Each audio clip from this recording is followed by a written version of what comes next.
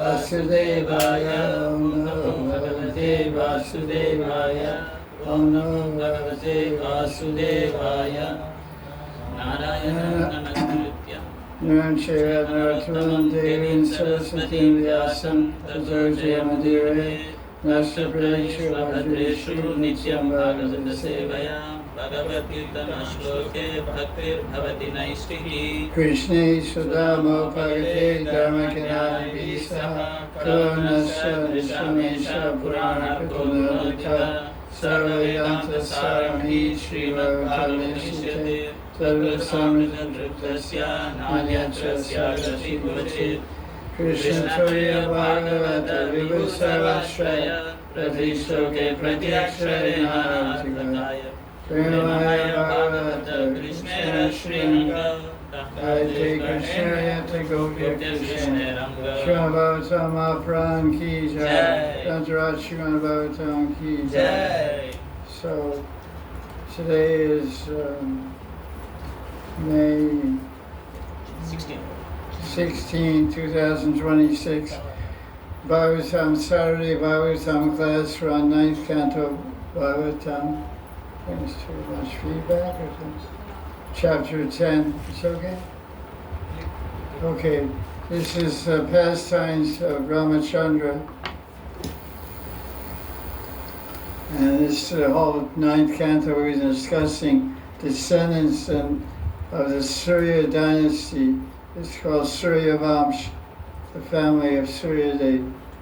So the most famous Surya Vamsh person in the dynasty of Surya Dev is Ramchandra and his family. So the summary, BBT summary of chapter 10. The son of King Katvanga was Dirga Bahu, and his son was Raghu, and Raghu's son was Archa, and Archa's son was Dasarath. And Dasarath is the father of Ramachandra. There's a famous Hindi bhajan they sing. Yeah, that's one. No, another one. Ayodhyapati Ram, Ram Ram, Dasarata Nandana Ram, Ayodhyapati Ram. Anyways.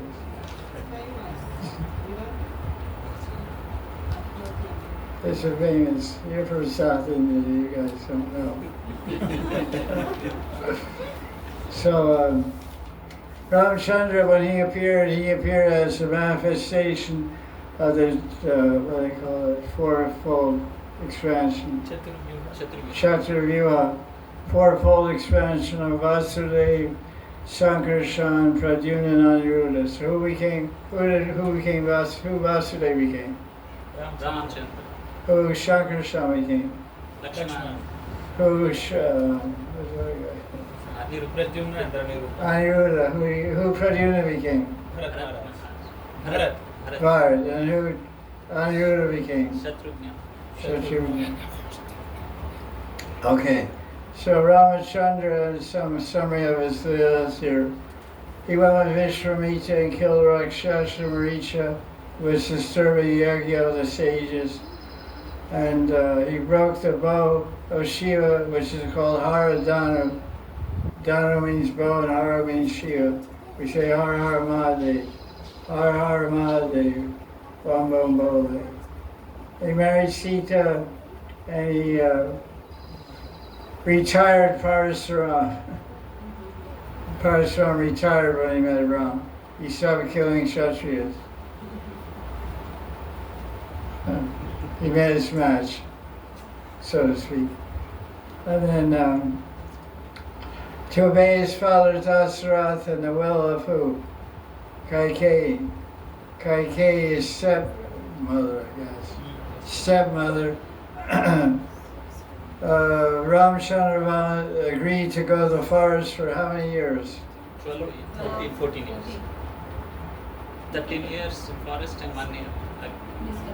You got your lives mixed up, Sorry, 14 years. 14 years. Krishna Lila is Pandavas. They were banished. 14. 14 years. Yes. What's the answer? For Ramachandra Gurudev, Pandavas. Pandavas, I think 12 years. 12 years. 11 And years. Ramachandra is 14 years. Maybe we should banish you to the forest. You're already in Brazil. Prabhupada has a commentary in one of his books. It says, Pancham Urdhvam Vanam Vraja. Vraja means to go, to move. And then Vana means forest. Pancham Urdhvam means beyond, over. Pancham, when you get older, after you pass 50 years, you should retire to the forest. So I banished all you guys to the forest. I said, you all come to the forest for Vrindavan, and do bhajan. So you're banished for life. After life. So, and then you go to Nitya Vrindavan. Golokadam. So he kidnapped, Ravana kidnapped Sita and the golden deer and all this stuff. And then Jatayu, and he did a funeral ceremony for the vultures. Jatayu was a great Ram Bhakta. This, summary of chapter. If you want to read more about these leelas, you can absorb yourself in Ramayana or Ramcharitamanas in Hindi by Sant Tulsidas. And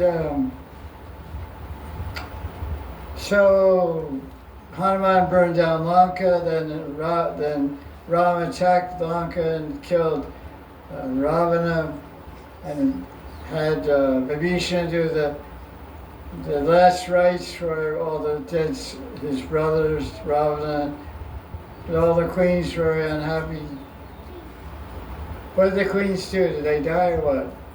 No, they went to the fire. They entered along with Ravana. They entered the fire with Ravana. Amazing culture, hard to conceive. Their demons, so it's good. I mean, I wouldn't want my wife to get burned up, but with demon oil, okay. One less demon. Anyway, it's hard to understand all these kind of ancient rituals.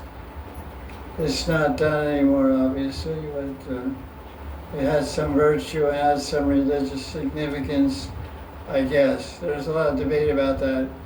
There's not so much Shastric evidence for this. What do they call that? Sati. Sati. It's actually a new thing. No, it's not a new thing, it's the old thing. But it would be interesting to try to find Shastric praman for this practice of why he's entering the fire. Because I read many articles on this, and there's a lot of debate about whether it's Vedic or not. Anyway, don't worry about it. You won't get burned up. At least after death, no. After death, you'll be burned up. Cremation, shamshan. Okay, so then went back to Ayodhya, Ram became king, and all that stuff. So let's see what significant good points are in this. We can learn from this chapter 10 of the 9th Canto of Bhagavatam, based on Vishwanath Chakravarti's commentaries. We'll skim through here and see what could highlight particular ones. Okay, so let's see.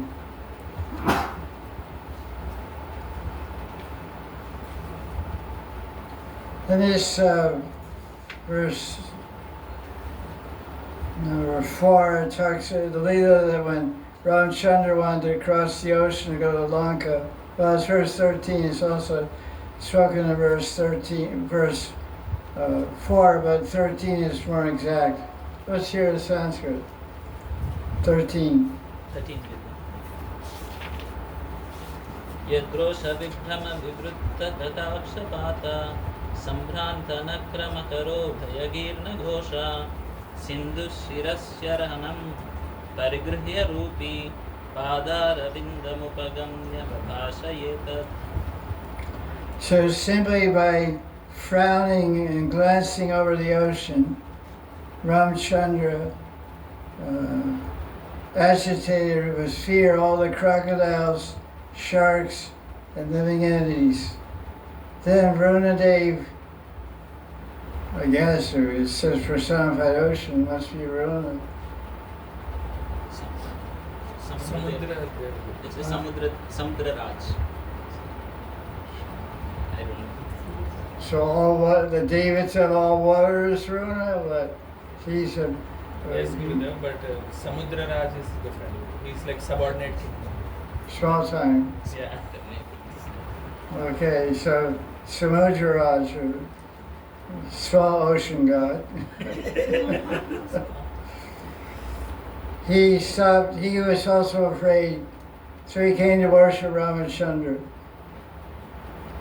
So there's a commentary, I want to read here. Let's see how I'm going to do this. Keep track of all these books going on. The fear principle. Vyam. Because the sharks and crocodiles and whales and orcas, they're not too much afraid. They're what they call apex predators. They eat everybody else. Yeah. Sounds like somebody you know. So apex predators. Like lions are apex predators. Human beings also, they eat everybody. So, Bhakti Sandarbha, I found a quote that discusses this idea. So I'll read from that one. Hey Krishna Govinda Hare Murray Nata Narayana Vasudeva.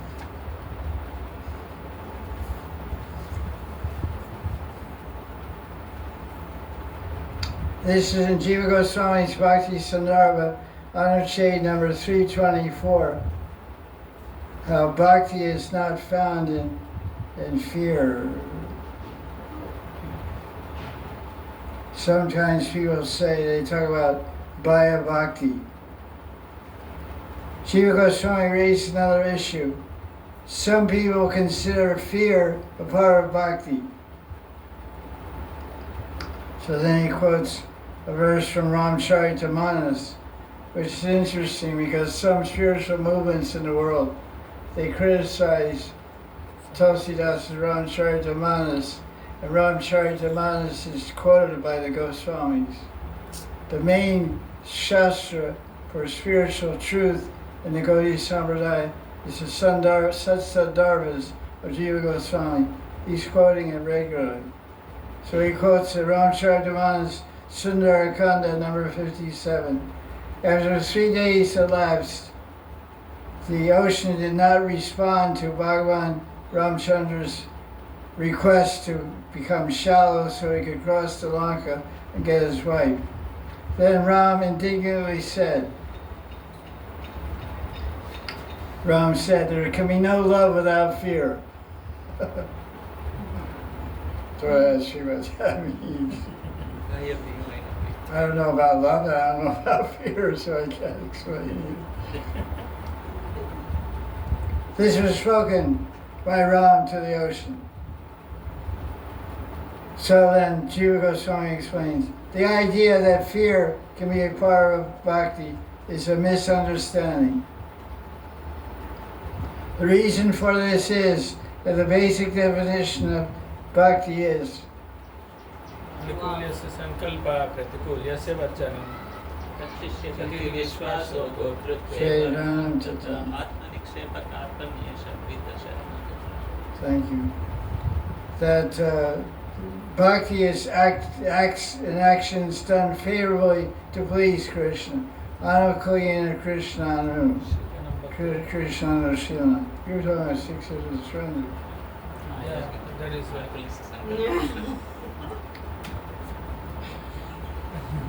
Come on, guys. Don't embarrass me. I have an audience. Alone is okay, but we're on TV,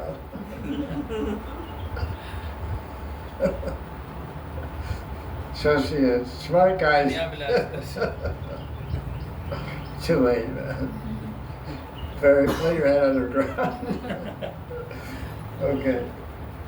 But when the feelings of anger and hatred and fear, there can be no intention of rendering favorable service. Rather, the motive is to destroy or harm the object of hatred or anger. In the case of fear, one may carry out service forcibly, but it's not undertaken. It's not done with the aim of pleasing the object of service. Like someone says, temple commander tells you, clean the prasadam room floor after lunch. So if you don't, there's no dinner or whatever. Okay. So you're doing it out of fear. So you're not doing it to please the temple commander. If you had it your way, you go sleep. So this is the key point.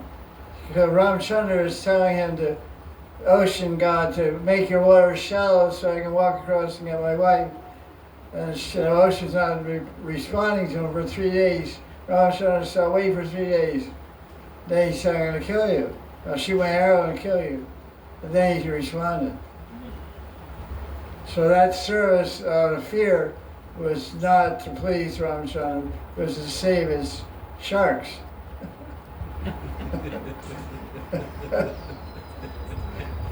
Save our sharks. SOS. Save our ship. SOS. Save our sharks. Crocodiles, whales, and orcas. Porpoise also. So there you go. So if you're afraid of your temple commander, that's what it is. Okay, let's go. Let's see what else there. Fear, this Ramchandra comment, this Ramcharitaman's commentary, what does it say? If love there's fear, what does it say? Without fear, there is no love. Without fear there's no love. How many agree with that? Nobody. So that's what Jiva Goswami cited. Because love means bhakti. Bhakti means service to Krishna. It's loving service. So Ramcharitaman's Ram says that, but and Jiva Goswami cites as an example, well, it's not bhakti. This is not love, this is not bhakti. I love Maharaj because I'm afraid of him. Yeah, beat me up, but I love him. That's no, it's like that something. So that's interesting point. It struck me. Okay. So now look at 15. Don't get too excited about it, but look at it. What does it say? Translation. At your will. Go ahead, yeah. At your will, cross the ocean, conquer Ravana, who made the 3 worlds cry, who was the urine of his father, Vishrava. O hero, regain your wife. For spreading your fame, construct a bridge here. Approaching the bridge, the great heroes and kings will glorify your fame. So this is quite a serious Leela, the Setubandha Leela. Setubandha means making a bridge to Lanka, which this verse 15 describes. That's the response of the ocean god Samudraraj to Ram's request. He's granting the request and encouraging him to cross this water and retrieve his wife. You have some feedback. So it's a very serious Leela, but all these Leelas, this needs more volume. I don't know why I get so much feedback. All these Leelas of different avatars are very serious. But when these Leelas enter into the gopis' hearts of Vrindavan, they take a different shape. They become jokes.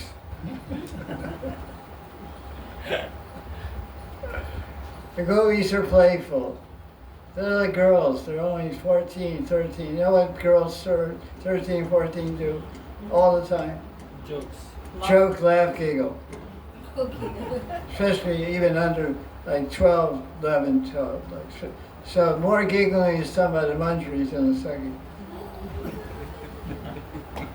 Suckies are getting a little sober. They're a little particular. Somebody might be watching, like Krishna. So they want to look cool. So the muncheries don't have any control. There's no overseer.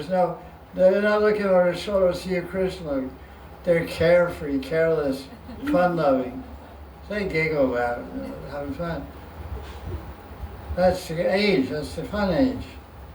So one time in Kamyavan, the gopis they went out for a picnic at Kamyavan, all the gopis and Krishna. And the gopis were saying, you know, Purnamasi was sitting down. She came to our son the other day, and she was telling us all leelas of your different avatars. There's some guy, green guy. I mean, you look like grass, you know. What's attractive about that? They said like that. You know. We walk on the grass and cows eat it, and it comes out, you know, whatever. So what's the value of all that green grass? But blue, you know, grass you look down and you step on it. But blue, you look up in the sky and admire it. The blue sky is above your head, you look up, and you say, oh, the vast firmament, the expanse of the blue sky. And clouds and dancing, rain clouds. And so you're blue, like a rain cloud, like a sky. Gana shama radhe radhe, gana shama radhe radhe, the kunja maybe radhe, gana shama radhe. So Krishna ji, what is this Ramchandra business? You cross some ocean with a bunch of rocks. You know, the monkey got monkeys, and look, we got rocks here. It's Kamyavan. There's all kinds of mountains of rocks. We got monkeys because it comes no extra charge with everybody gets this in Vrindavan gets 20 monkeys free.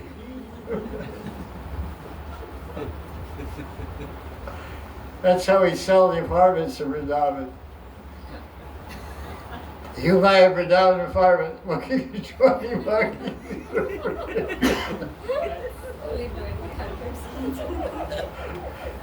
The special features of those monkeys, they'll rip your clothes when you hang on the line. When you come home down the street with groceries, they'll rip the bag out of your hand. They'll bite your bicycle seat in half, chew up your motorcycle seat, and break off your rear mirrors on your car. So please buy our flat. 2 minutes from ISKCON. 30 lakhs, 1 bedroom flat. 20 plus 20 monkeys. So we got a lot of monkeys, we got a lot of rocks. Can you make a bridge across this lake here and we get to the other side and go to that forest there on the hill? He said, yeah. So he played his flute. 20 monkeys came and made rocks, and you can go to Kamyavan and see that bridge even today. It's called Setu Bandhu. Big boulders, all like a road going across the field. And that was the place. And they were just laughing and having a good time. It was no serious thing. So this is the idea. And then what about, you know, Ramchandra threw rocks in the ocean and walked on. What did Krishna do with a rock? He lifted and goes. Giraj Dharan Ki Jai. He worshipped Giraj, he did Prikrama Giraj, he became Giraj. He was worshipping, he offered a big feast to Giraj.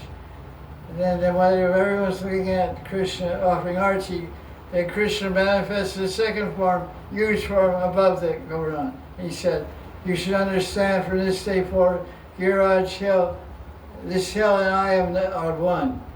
This hill is Krishna, and I am this, I am this, I am Govardhan. So that's a great thing.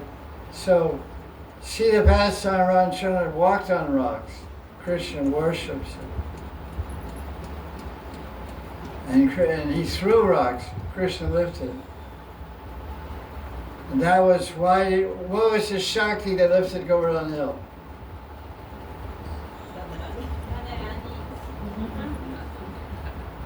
Radhini Shakti, Prem Shakti, Radharani.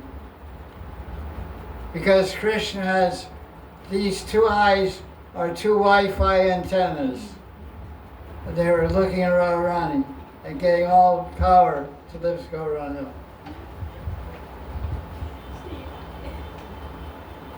Victor Doshin says a funny thing in a chapter on Hasyaras. It's called Laughter. No, it's the example of shyness. Krishna is showing the quality of embarrassment while lifting Govardhan Hill. While Krishna was lifting Govardhan Hill to get his Wi-Fi connection, to get his energy and Shakti, he was looking at Radharani. He was standing, it's called, what's that place called? It's over there behind in the corner where he stood up and lifted the hill. Injatila or something. Anyway, where Krishna was lifting Govardhan Hill, it was a little high area. Underneath the hill, he lifted. He was standing a little higher. He was like 2 meters above the ground, standing on a little hill, lifting Govardhan Hill, the mountain, Govardhan Mountain, a little raised there. All Vrishvasis were lower. So when you're up high, it's easy to look down. So he was up high, and Radharani was down low.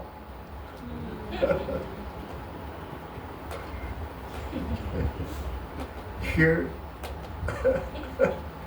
Okay. So so Krishna became shy. Let's put it that way. Because Balaram was laughing. Balaram was laughing. It's the nectar of the ocean. Balaram was laughing, and Krishna saw Balaram laughing. So he saw what I was doing. So he became shy. That's the example of given. Because when Krishna was looking there, he got a little nervous and his hands started shaking. And the hill started wobbling, and all the Vrishvasis, men, held their cowherding sticks, lathis, up in the air to support Govardhan Hill. And Balaram was laughing.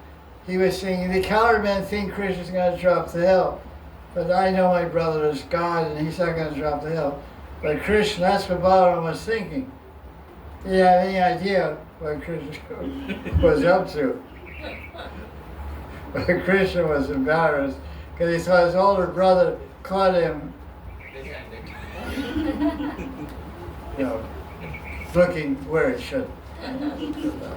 That's okay. Okay, let's go to verse 20. So you can throw rocks in the ocean, Indian Ocean, and go to Lanka. We'll go to Kamban and walk across state of London. Okay, look at verse 20. Prabhupada has a commentary on this verse, which we're going to look at here. It's pretty cool.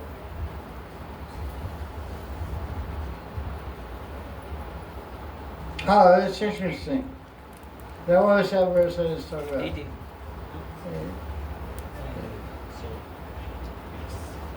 What's verse 15. 15. Okay.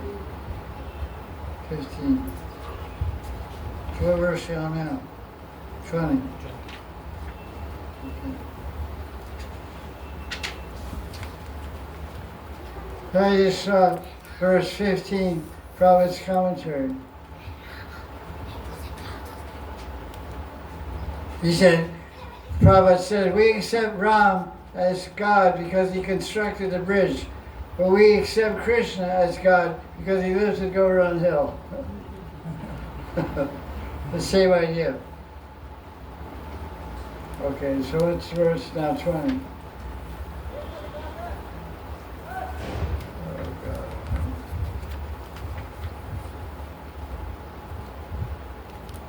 talks about strength. Prabhupada's talking about strength.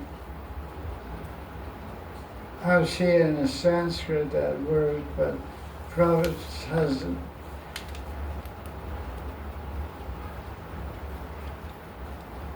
He's talking about how when they fought Ramchandra, all he had was monkeys, and weapons were trees and Stones and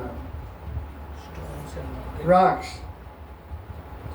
And Ravana had clubs and arrows and chariots, horses, elephants, regular army. So Ram was fighting an army, and Ravana was fighting monkeys with trees and rocks. So Prabhupada describes that the monkeys were able to kill all of them just by stones and trees. This is an interesting point, especially nowadays. There's threat of World War III and all that kind of stuff. There are two kinds of strength, Daiva and Purushakara. Daiva means divya, transcendental, strength achieved from Bhagavan. And Purushakara, Purusha means person, human being, means human strength, one's own intelligence and power. Transcendental power, divine power, is always superior to the power of the materialist. Depending on the mercy of Krishna, one must fight one's enemies, even though one may not have modern weapons. Therefore, Krishna instructed Arjuna, Mamanushvara Yudhyacha, think of me and fight. We should fight our enemy to the best of our ability, but for victory we must depend on the mercy of Krishna. So, the idea is that Prabhupada often said we don't have to worry about World War III because we're already in it. He said being a devotee is fighting a war against Maya. So Maya has all kinds of weapons to distract it and to break a devotee's resolve and determination. But one who takes shelter of Krishna, divine power of Krishna's holy name, and seva and sadhu sangha, will get the spiritual power to conquer Maya every time. So I just want to say that if there's any, just like the battle of Kurukshetra, how many soldiers did Arjuna have in his army? 7 Akshohinis. He had 7 divisions of soldiers. How many did Duryodhana have? 12. Almost twice as much. But Krishna was on his side. What's that verse, the last verse? Yatra Yogeshwaro Krishna Yatra Pardo Dhanuttara 1870. Tatra Sri Vijayo Bhutir Tatra Shri Vijaya Bhutir. Dhruvaniti Matir. Dhruva Nitya Matir Mama. The last verse of Gita, 18 chapter 70th verse. Sanjay tells Dhritarashtra, the blind king, father of Duryodhana, wherever there's a devotee in God, Krishna, there will be Vijaya, there will be victory, supreme victory. So a devotee doesn't have to worry, doesn't have to be afraid. We don't really care about America, Iran, or Russia, China. All these big superpowers mean super demons. They say superpower Russia, superpower China, superpower America. Maybe that's true, but they're all super demons. They all eat the same thing, mother cow. They all drink the same water, liquor. Most of them, I don't really know, I can't really say. But they're all meat eaters, that's for sure. I don't know what they drink, but they're all cow eaters. That's clear. But so we're not really worried about them. We actually feel sorry for all of them. Most people fear superpowers. We pray for them. Because no one's bigger than God. No one's Parameshwara. You may be Ishvara, you're not Parameshwara. Krishna's Parameshwara. Let's look at verse 45. This describes Ramchandra's victorious return to Ayodhya, being coronated the king of the emperor of the world. Ram Rajya, the rule of Ramchandra, was taking over. Bharat was ruling on his behalf in his absence. And Bharat was very happy to greet his brother, elder brother, I guess, Ramchandra, older brother. And everyone was excited. And this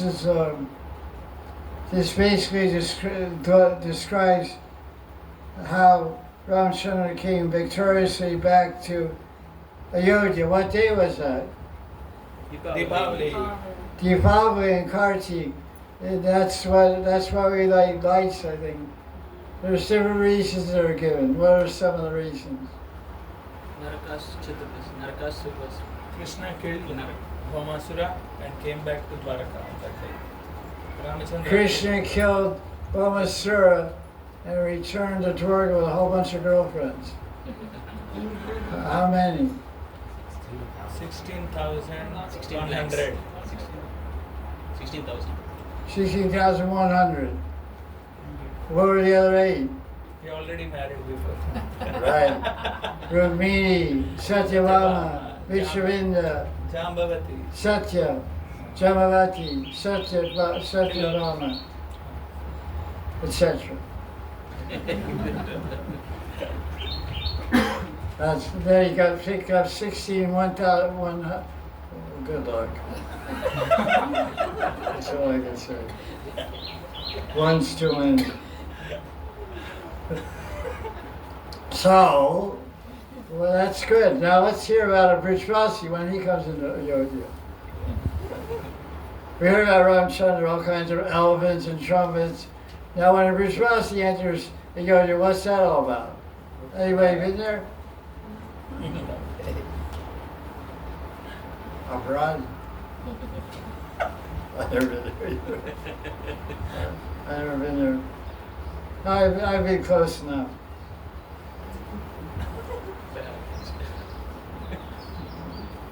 I read about it. Okay, let's see what's going on. Too many books here. Can't digest those.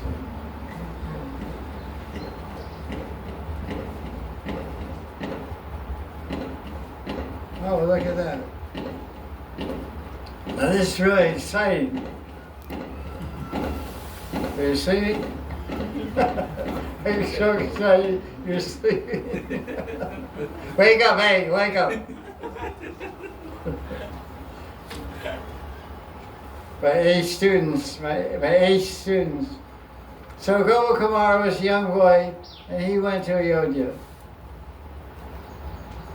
So after traveling a long way, he saw some monkeys restlessly jumping here and there, shouting, "Ram, Ram, Ram."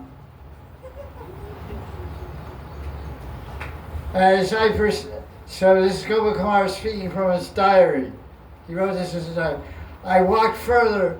As I got closer to Ayodhya, the monkeys tried to grab my flute. Monkeys are monkeys. In Vrindavan, In Ayodhya. Ayodhya, In Bali. in Moscow. Moscow? No. Sorry. Unfortunate.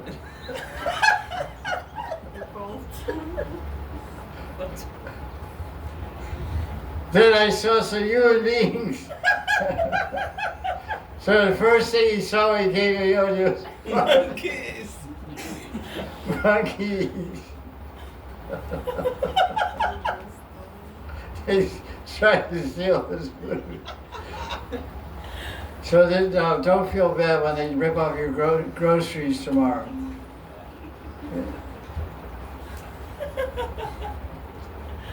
I used to live around down a temple in Sacred Goods, 1990, like a long time ago. A long time ago, what was it? 35 years ago, 36 years ago.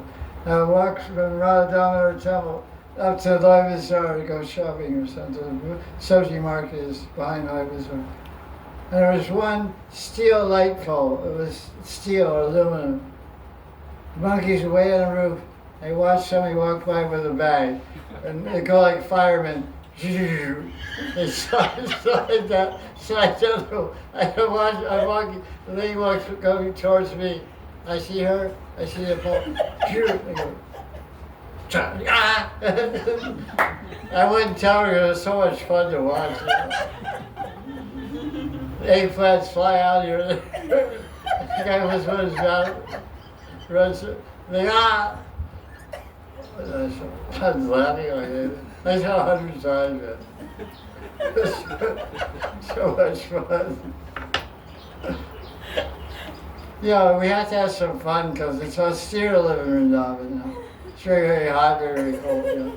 So it's okay to laugh at other people's misery and stuff. It's okay. You know, you don't have to be it's empathetic and sympathetic. You just enjoy the ride. You know?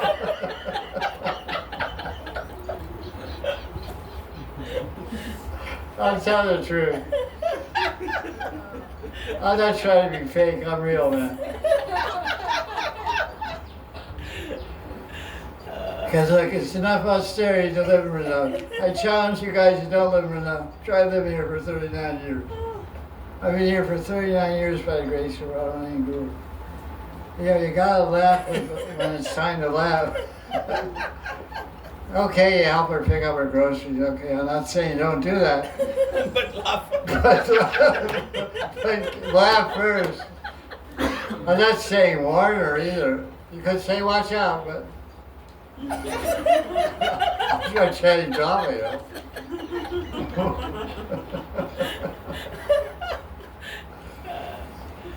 You need a good laugh once in a while, otherwise, you know, the pressure gets so much. Your head will blow up, you know.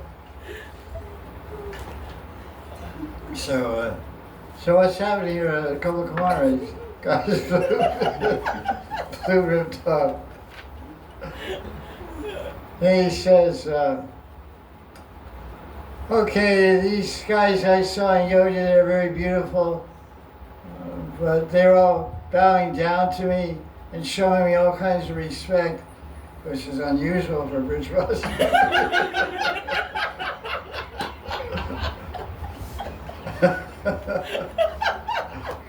So he didn't like it. You know, like this guy. These guys are something, want something from here. So Gopal Kumar, both the humans and the monkeys, escorted Gopal Kumar into Ramchandra's city of Ayodhya.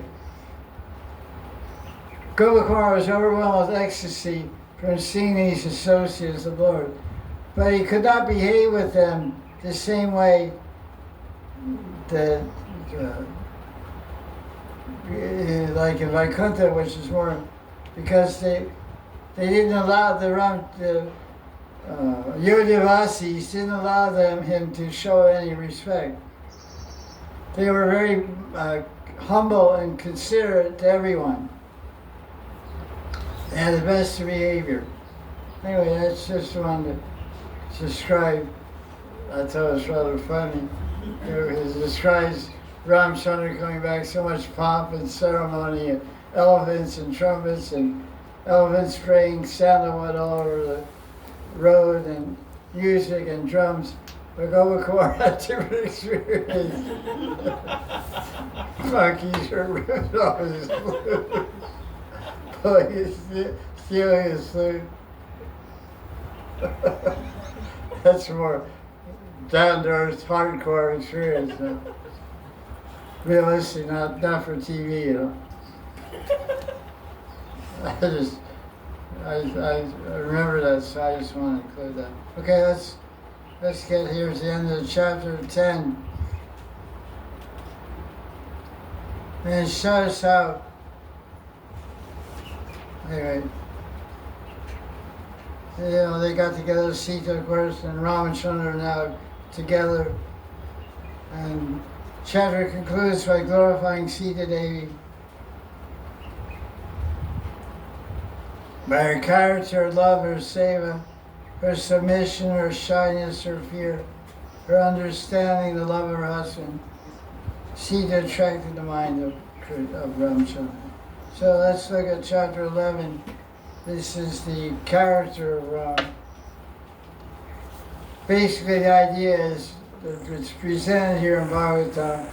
It's the characteristic and qualities of Sita and Ramchandra are the ideal king and queen.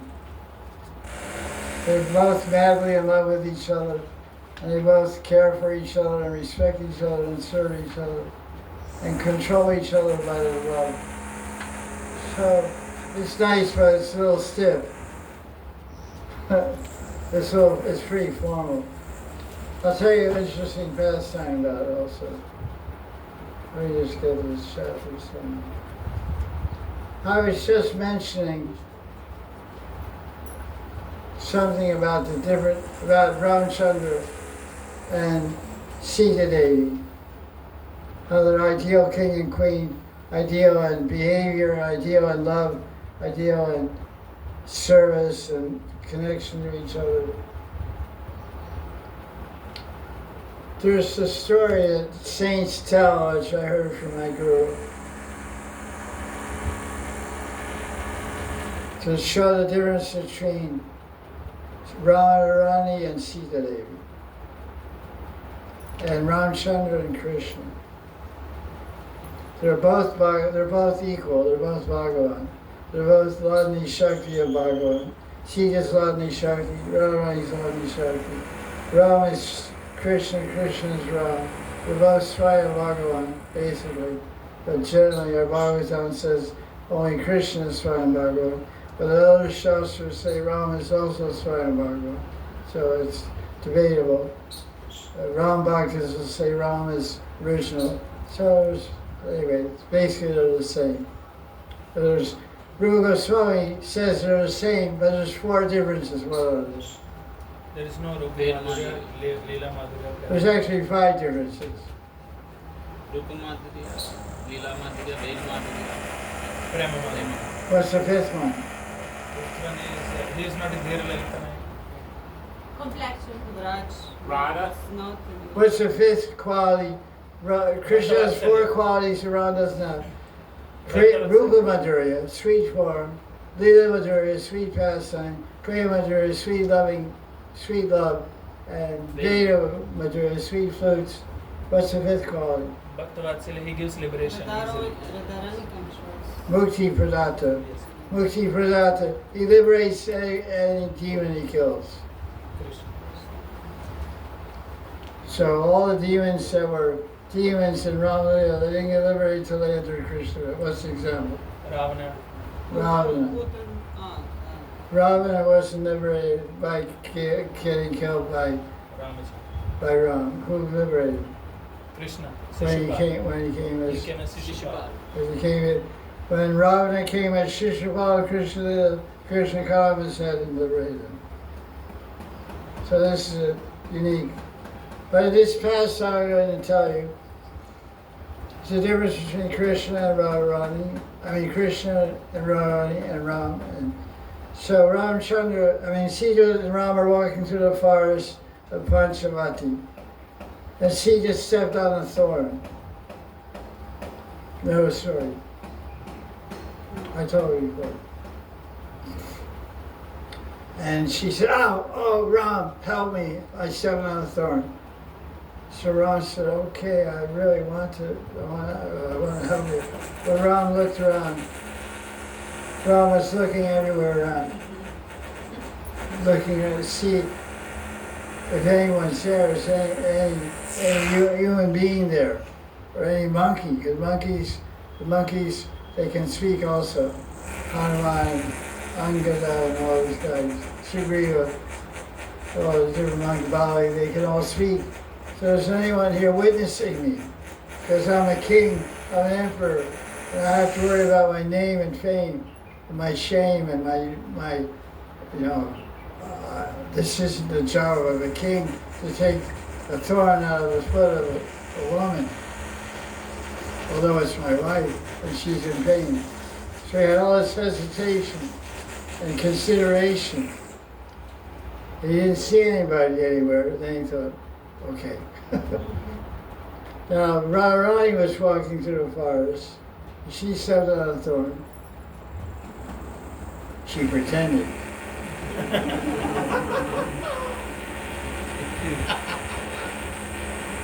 Because Radharani's name is Vaidagdi. Vaidakti Radha, Vaidakti Madhav. If you have Vaidakti Madhav, you definitely have Vaidakti Madhavi.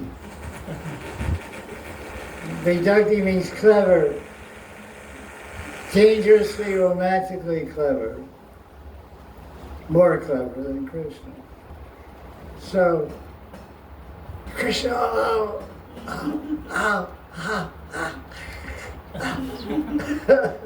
I stepped on a thorn. Please take it out. Oh, let me see. He didn't look anywhere. He just really took her, he said, sit down, took her on his foot on his thigh, and looking, and then he spat, cleaned the dirt off. With his spit, cleaned the dirt off around his foot. Okay. He's saying, he's like really absorbed, looking, squinting. I don't see a thorn. No, it's there. Oh, it's here. It's here and her. No. Here, no, here. So Krishna's pressing every single acupuncture point in Radharani's feet. There's 7,000 points in the feet. So he's pressing every one. No, lower, no, there, out. He said, I don't know. I've been pressing your feet for 10 minutes. He said, I know. It feels good. He said, you sure? He said that. And Rory just smiled. But this is the difference between Radharani and Sita Devi and Krishna and Ramchandra. So much intimacy, so much humor, so much informality. This is Krishna Lila. So, okay, let's go on here. We're reading summary of chapter 11. Ramchandra rules the world. So one day he dressed like an ordinary person in disguise to go spy on the citizens to see what they thought of him. And some Dhobi guy or some Dhobi clothes washing guy was arguing with his wife, and Ramchandra was listening to that. And the guy told his wife, he said, look, I don't know where you were last night. No, you can't come, I'm not letting you come back in this house. He was rebuking his wife. And he said, I'm not like Ramchandra. And Ramchandra took his wife back after she was out of the house for a year. But I'm not like him. You were out all last night. I don't know where you were. Maybe she was at her mother's house, who knows. Doesn't say. But I'm not taking you back. So Ramchandra heard that. Wow, this guy started speaking bad about me. So then he told Sita she should go out of the house. So she went to Valmiki Muni's ashram. Valmiki Muni, who's he? Who's Valmiki Muni? He wrote the Ramayana, he wrote the story of the life of Ramchandra and Sita. So she stayed at his house or wherever he lived, palace or wherever, ashram or something. Near Canto. Ashram, I guess. He's a Muni, so some ashram. And she gave birth to two sons, Love and Kush. And then it talks about one of the brothers of Ramchandra, Shatrughna. He came to Mathura, which wasn't called Mathura at that time. It was called Madhuvan. And there was a demon there named Lavana. So Shatrughna killed that demon and established the capital city of Mathura. And Sita gave her children in care of Valmiki Muni and entered the earth. I think she came from the earth or something. Some kind of thing. She represents Mother Earth or something. Some relation to Mother Earth or what? She's Mother Earth is her mother. Who's the mother of Sita? Sita's mother is Mother Earth. She actually came from tilling of the. When Janaka Maharaj was tilling the land, because Madan is plowing like that. Then she came from. Yeah, She is. so she's like Mother Nature? Yeah, means her mother is Mother Earth. Sita's mother is Mother Earth. Sita's mother is Mother Earth. Pretty amazing idea.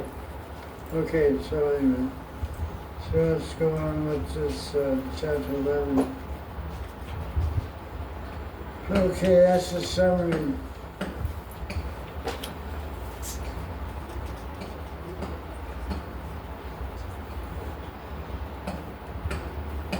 Basically, the summary is just elaborating more on the chapter.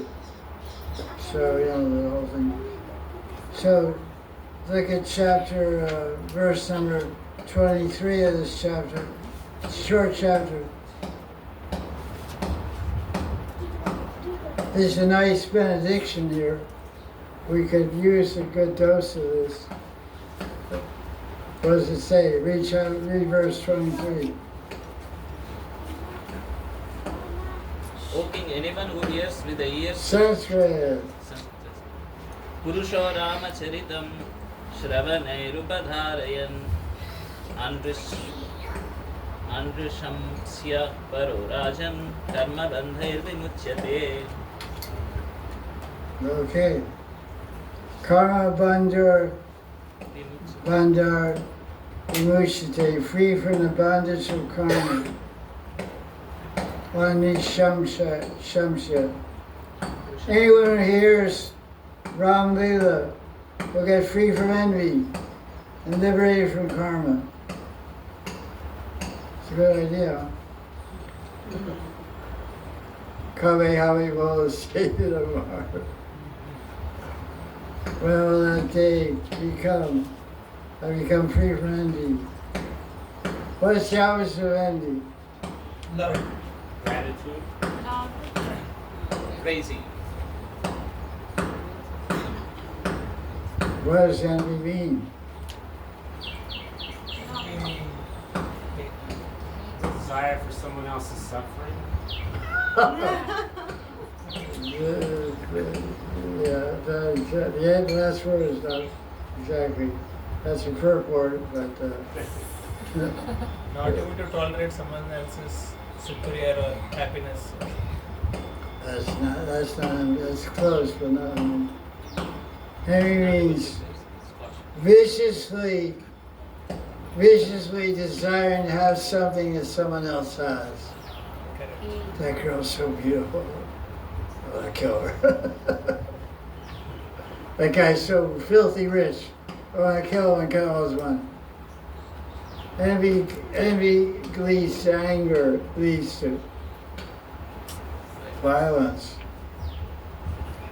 Envy is very, very bad, wicked. So Prabhupada gives a nice commentary on verse 23 of chapter 11. Everyone in the material world is envious of someone else, even in religious life. Oh, what? Not me. Me? Oh. I never get envious. Oh, cool. Oh, that's that Babaji's big Babaji. I'm so. Yes. 500,000 people on his Facebook. I only have 10.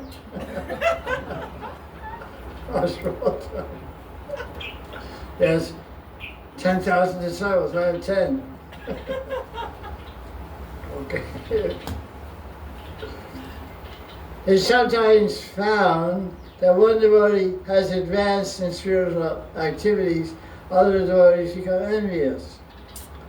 Such envious devotees are not completely free from the bondage of birth and death. Okay. One becomes envious because of designations of the body. In other words, one becomes envious because of identifying with the body. Simple. But liberated devotee has nothing to do with the body. Envy means body. E-N-V-Y? B-O. Diva. B-Y. Therefore, one is completely on the transcendental platform when it becomes Ambrahmasmi. I am a soul, a Jiva soul. That was a big mantra when I joined ISKCON in 1975. Every devotee was telling every other devotee, Ambrahmasmi. I thought I was living in hardware. Hardware is for all the Nirakara bodies and Vaita bodies and Maya bodies are hardware. They greet each other, Namo Narayan, Ambrahmasmi. Sarvakalvam Idam Brahma. Tattvamasi. Everybody, I was in LA ISKCON, there were 400 devotees there, Los Angeles. Prabhu, you're not the body, Ambrahmasmi. 105 chambers. I got up, go to Mangalarti, go to the kitchen, wash the pots, cut the vegetables. Can I die instead? So, everybody Ambrahmasmi. So one who's free from the body conception is free from envy. As long as you have any identification with the body, envy is going to be our enemy. Envy will be our enemy. One of the things I'm not envious is really very envious. I'm not envious. Who, me? I'm just the best looking girl in town.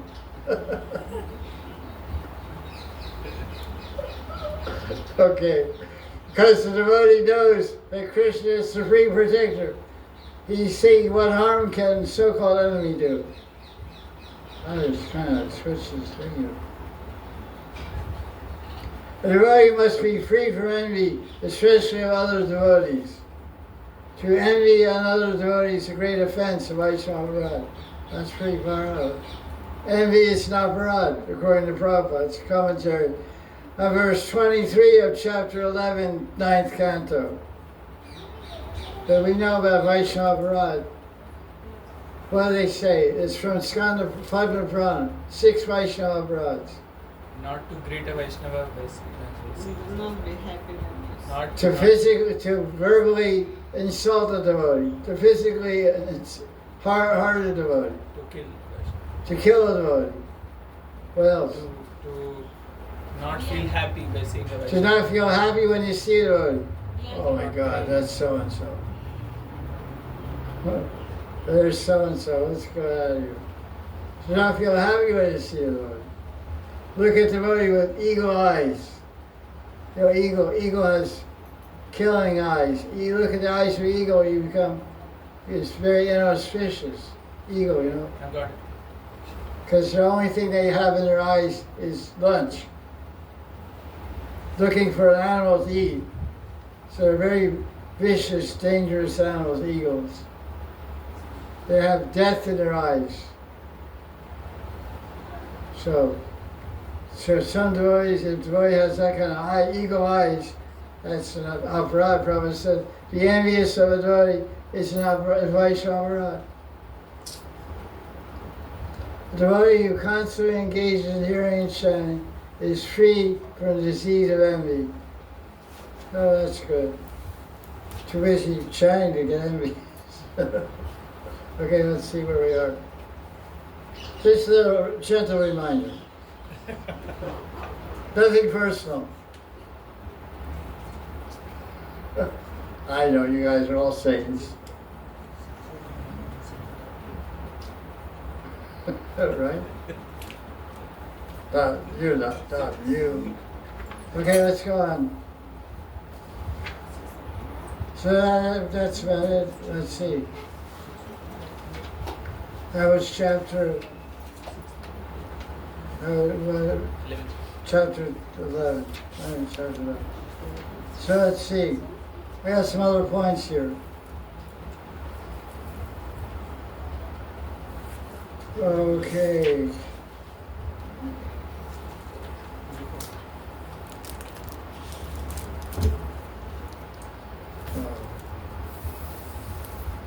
We've been hearing in 9th canto especially, and 8th canto, a lot of stories. a lot of different stories. So Jiva Goswami describes what's the idea of all these stories, what's the point. All these different crazy stories, offering her son in sacrifice and all. So many different amazing stories that don't even make any sense a lot of times.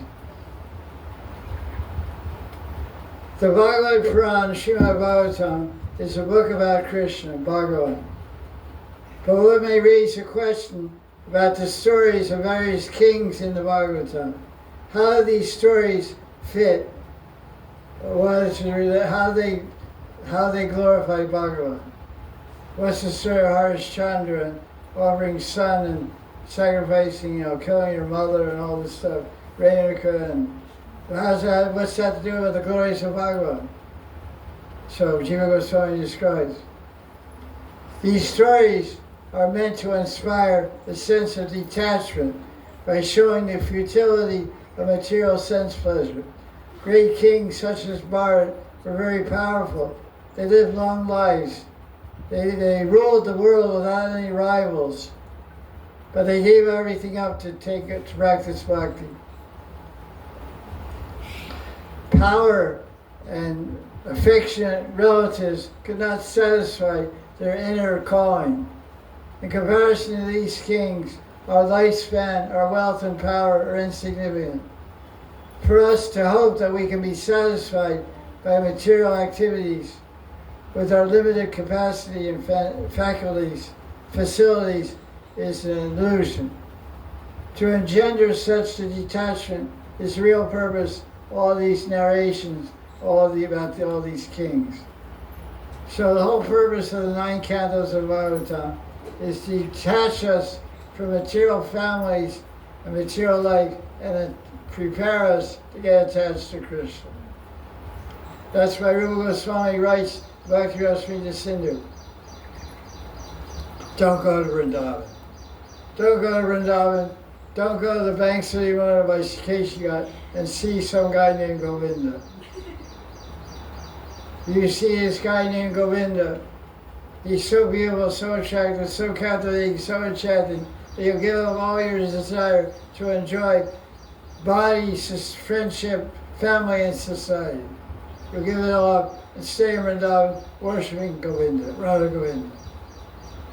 So that's the idea of the 9 cantos of Bhagavatam, is to detach us from the material world so we can prepare to get attached to Krishna Lila, especially in Vrindavan. That's why Prabhupada always repeatedly said, go step by step through the Bhagavatam, beginning with the first canto. By the time you get to the 10th canto, you'll be sick and tired.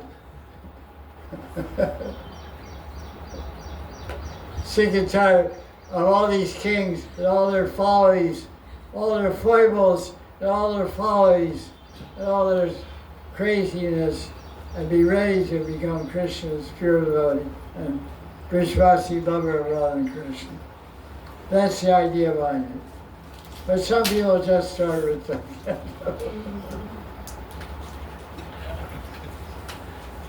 In fact, it's interesting. Prabhupada translated the first canto in India. And the second book he translated when he went to America was 10th canto of Bhagavatam. Third book was Nectar of Devotion. So Krishna book was printed in 1969. Nectar of Devotion was printed in 1970. Second canto of Bhagavatam was printed in 1972. The first canto was printed in 1965 in India. Second canto was 1972. But the second book that Prabhupada translated, I think the third or fourth book was Bhagavad Gita. 72, I think. But 69 was Krishna book, 10th canto, called Krishna book. So Prabhupada wanted to give Krishna and Vrindavan right away. First book I got when I went to this time was Krishna book and Nectar of Devotion. Later, Gita. So let's look at some points we have here at the end of chapter 11, the character of Ram. So one was what I just read. To take to bhakti, one needs a certain amount of detachment from material life, possessions, and relations, family. If one is fully steeped in material life, there's no way that one can take up bhakti. For all these reasons, the Bhagavatam creates a sense of detachment by telling the stories of these great kings. These stories are part of the description of Bhagavan.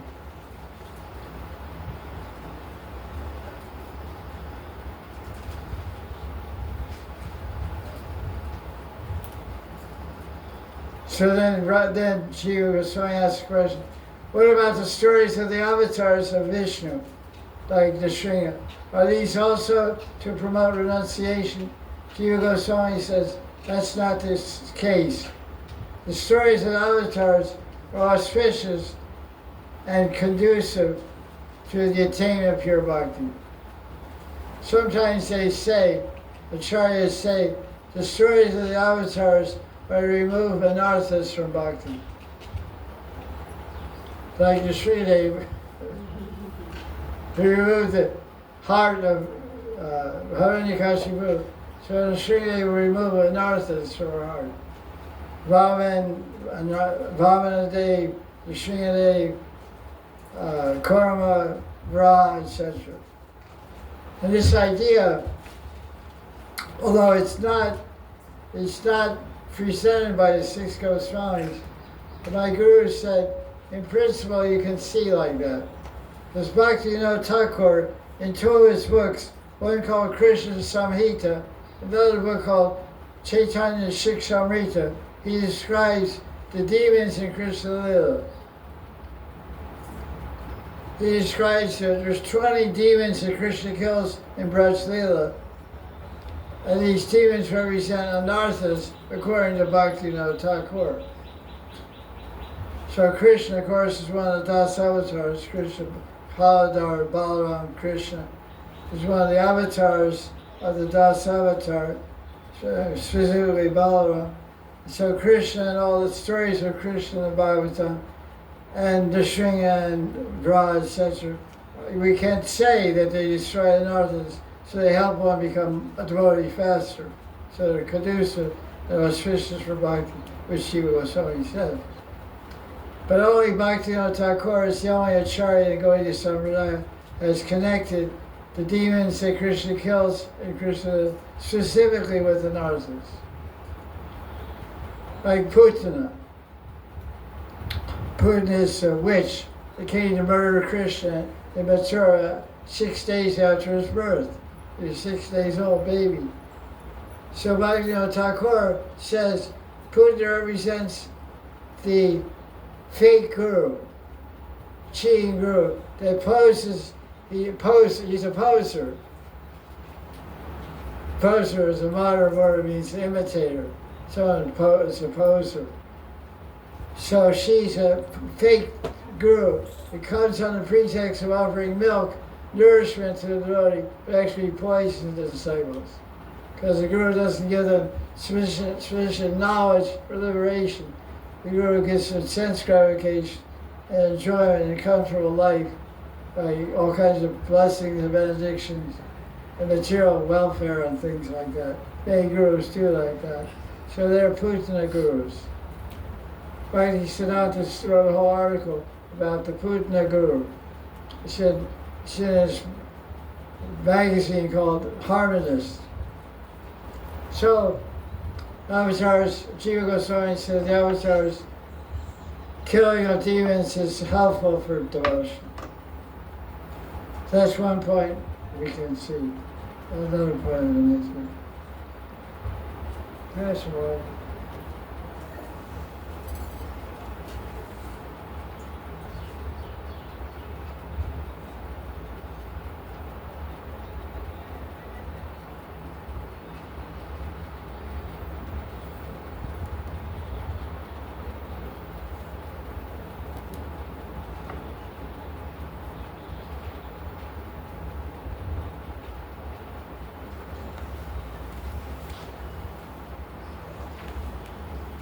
What's the relationship of Ramchandra? Oh, I never turned this on.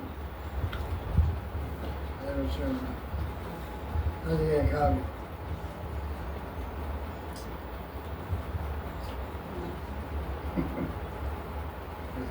Okay, wait a second. What's the relationship between Ramachandra and the gopis?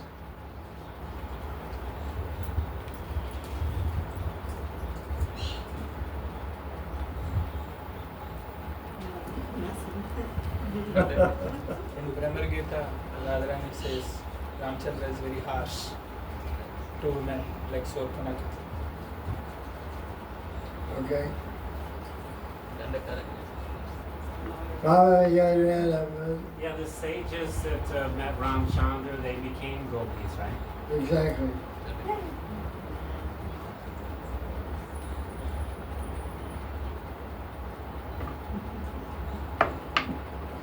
Okay.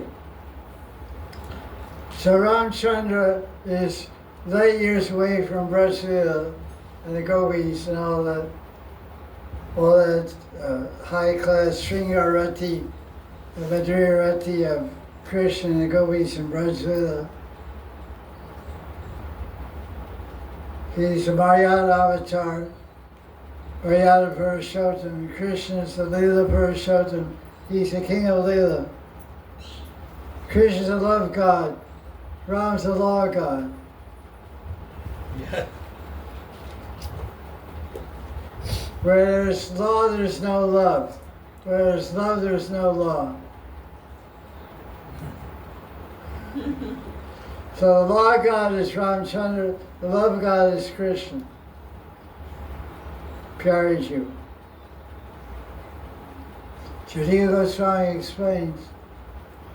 Prabhupada Puran says the sages of Dandakaranya,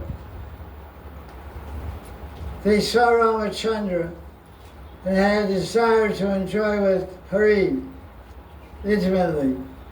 So Ramachandra blessed them, said Tatastu.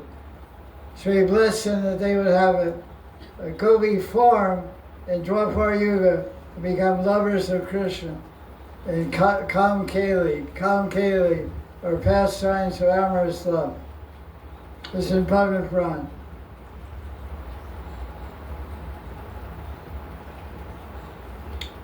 So, that's the nice thing Ram did. He blessed those sages.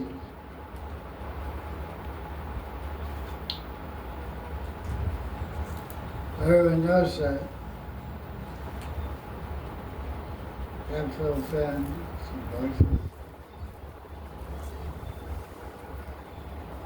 So the idea is that this is called, what kind of bhakti is this called? HBBR. Kamarup bhakti. Kamarup bhakti. Because generally we say, Gita said, Krishna says in Gita, what are the three gates leading to hell? What's the verse?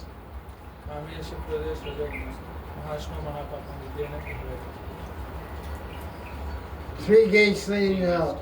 Lust, anger, and greed. So Gita Krishna says lust is a problem. Kam means lust. Lust, anger, and greed. Those are impediments to pure bhakti, pure devotion. But Rupa Goswami describes Bhakti Goswami the sin of Kamarup bhakti, bhakti filled with lust. So how do you explain that? It is with Krishna Gurudev, so then it's not. In bhakti language, in the language of Bhakti Bhajan, the word ka means praying. Ka means intense, passionate love for one person only, that is Bhagavan Sri Krishna. So the gopis' infatuation, the gopis' complete utter attachment, and the gopis' complete self-forgetfulness and total absorption and desire to please every wish and whim of Krishna can only be defined as calm, because it seems like it's lust, but it's lust to please Krishna, not lust to please myself. Because they're burning, everything is burning with desire for Krishna, not desire for themselves. They're selfless. Acharyas say There's three psychological conditions. One is called selfish, me-centered. One is called selfless, means other people centered, someone else centered. One is called self-forgetful. Selfish, selfless, self-forgetful. Self-forgetful means, selfish means total immersion in yourself. You're satisfying me. And selfless means immersion in myself, but also thinking of helping someone else. Thinking of helping someone else. That's selfless, but still attached to myself. And self-forgetful means I'm totally detached from myself. I'm totally absorbed in another person. I become the other person, and my whole life lives to please and satisfy the other self, who is not me, it's you. So I live for you. This is Radharani. Radharani is self-forgetful. She's lost herself in Krishna. She doesn't know herself anymore. That's why she calls Krishna, you're my Prananath, you're Praneshwar, you're my Priya. And Radharani says, you're my, and Radharani says, Krishna says, you're my Praneshwari, you're my Priyatam, Priya. Radharani says, you're my Praneshwar, Sham, you're my Priyatam, Sham. So that's self-forgetful. So this Kamarup Bhakti is that. Self-forgetful love of the gopis. This is what the sage of Dandakaranya got by the blessing of Ramachandra. He gave them this ability to follow Raghunath Bhakti as sadhakas for many lifetimes. Then they took birth in Prakha Vrindavan from the womb of a gopi, actually outside of Vrindavan. They were gopis in South India. They moved to Vrindavan and married Krishna and Gandharva right in the forest after worshiping Katyayani. This is told in Bhagavatam, commentary. So, that's how calm can be bhakti. And it doesn't matter whether you're man or woman, any man can have this calm. Interesting story in Kurma Purana about Agni Dev. Agni Dev is pretty fired up. Why? He's my fire god. He's a fire god. And his sons are hot. Essence is heat. His sons are really hot. They're really cool guys, but they're hot. The guy's hot. So what did they do?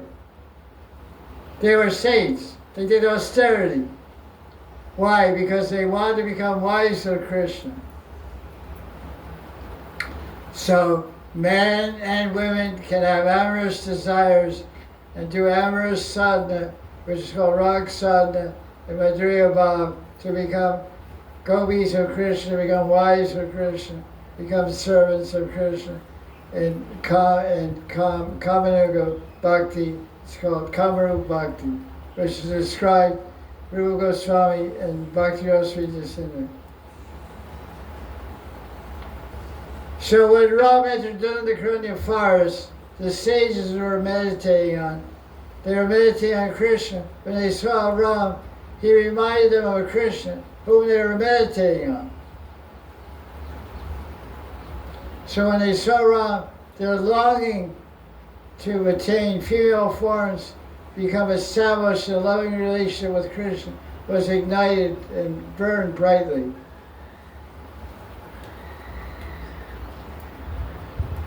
Harim Samprapya Kamena, this button in front. By Kam, one can attain Hari.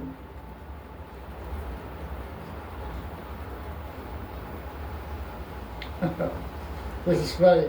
The story of Button Front. Shiva and Parvati were talking one day. And Parvati said to Shiva, I have a doubt about this. This seems a little strange. She said, the seeds of the gopis' relationship with Krishna is immoral because they are the wives of other cowherd men, not Krishna.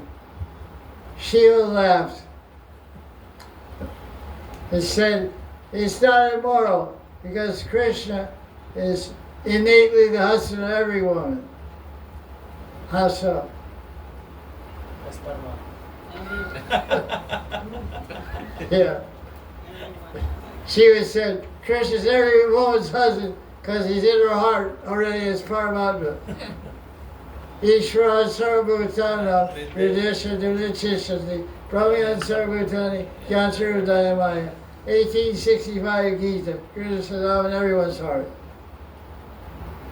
So if someone says, are you getting married? Say, I'm already married. Say, what's your husband's name? Say, Krishna. Krishna what? That's his last name. His first name is Bhagavan. Mr. Krishna is my husband. Well, what's his first name? Bhagavan. Okay, no more question. Shiva says it's not immoral. So, party's okay, forget it. Useless trying to argue with Shiva. So the gopis come there towards Krishna is spiritual, aprakrita. In other words, it is prema. Okay, what else? I think that's it.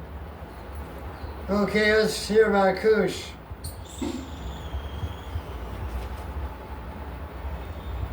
Yeah. Oh, wait a second. Let's see now. What time is it? 5:33. Wow, wait. Guys still alive?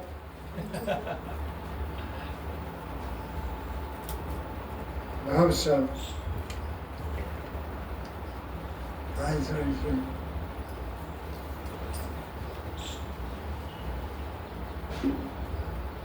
I said most of this stuff.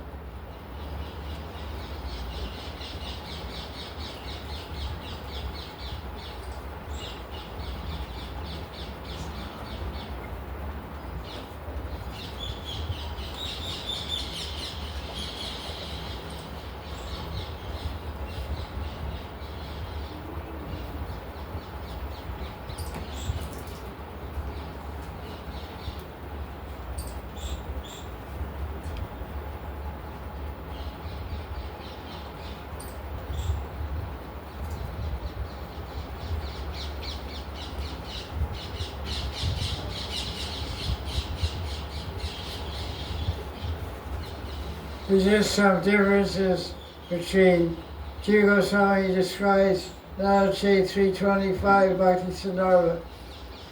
Some differences between Ram and Krishna.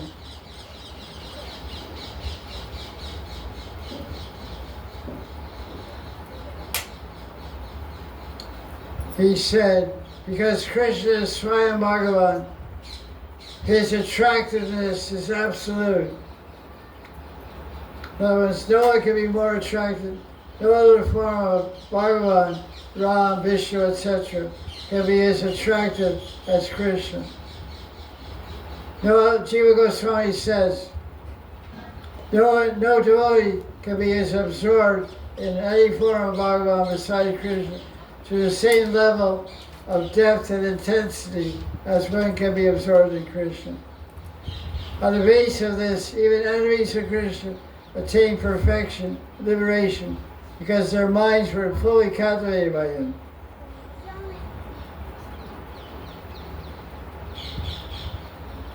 It is only asuras killed by Krishna who attain moksha.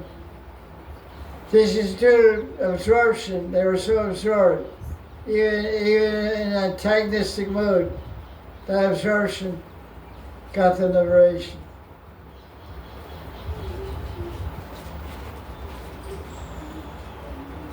Krishna appears in his original form. but other manifestations appear as avatars.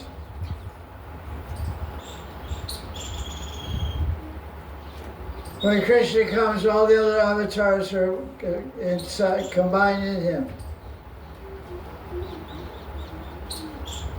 Krishna performs human leelas. What are they called? Nara Leela. He conceals his majesty.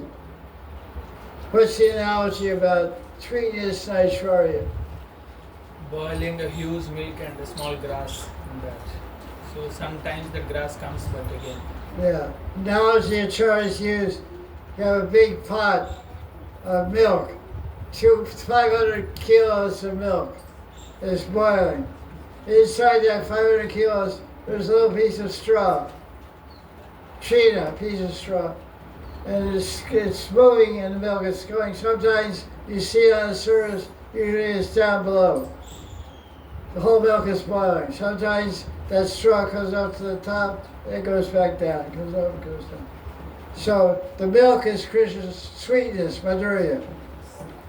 Sweetness, intimacy, beauty, attractiveness.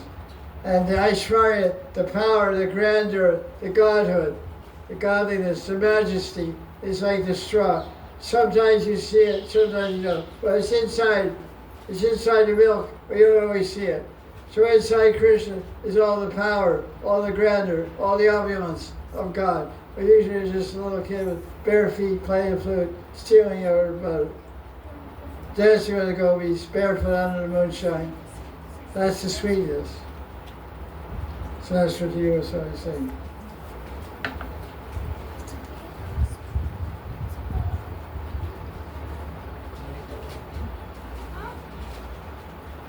And Krishna's devotees don't feel any inhibition dealing intimately with him.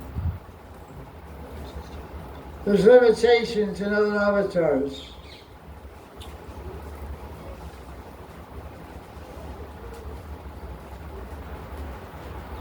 Okay. In Vrindavan, Krishna, let's see, Ramchandra is the king, so he's bound by social rules and customs. This is why Ramachandra is called Maryada Purushottam, the law god. Krishna in Vrindavan has no restriction. He's free. He's totally free. There's basically two monkeys in Vrindavan. Who are they? Krishna. There's one blue monkey and one with a tail. You know what the difference? Yeah. Okay. No rules, no regulations, no schedule. Krishna can accept everyone's love in any manner. He's called Prem Purushottam.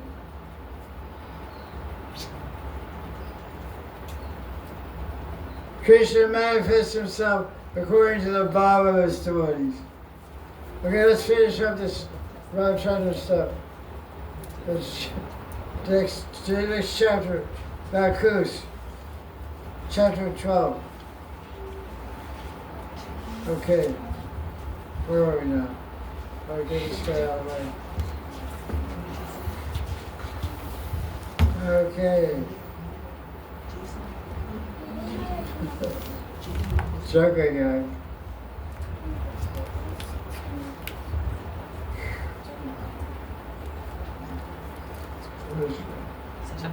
What is it?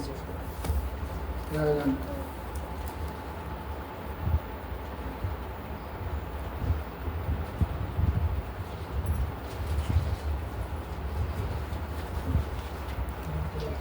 Summary of chapter 12. Kusha, the son of Ramchandra, his dynasty. Oh my God. Kusha, the son of Ramchandra. They had a whole bunch of descendants. The last guy was named Maru. M-A-R-U. He's still alive. You can go have darshan. He's on CNN tonight. CNN News. CNN. No. He still lives in the village of Kalapa. At the end of Kali, he will revive the Srimad dynasty. And all the guys who are going to the future, you can later on see them if you want. I'm not really want to see them myself. That's it for chapter 12.